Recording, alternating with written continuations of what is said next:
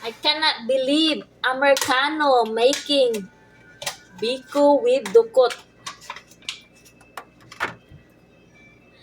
Ayan, ginawa ng asawa ko.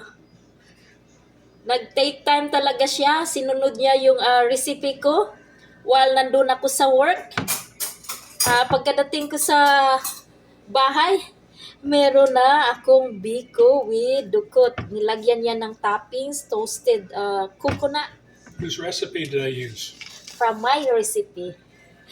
From Angel May Bisaya American recipe. Tingnan natin guys kung masarap ba ito. Excited ako. Maganda talaga pag gumawa ka ng recipe. Basta meron lang recipe, kayang sundin ng asawa ko.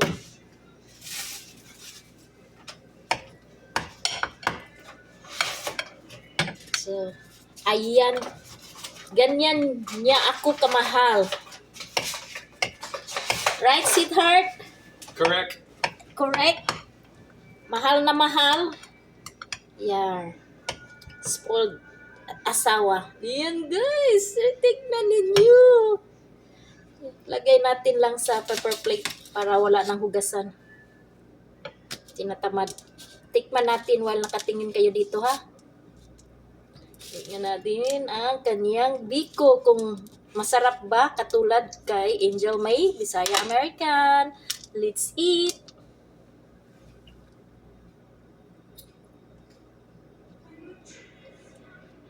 Wow!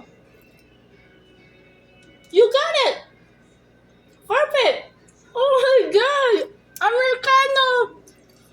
Can copy my recipe. Thank you so much. Really delicious.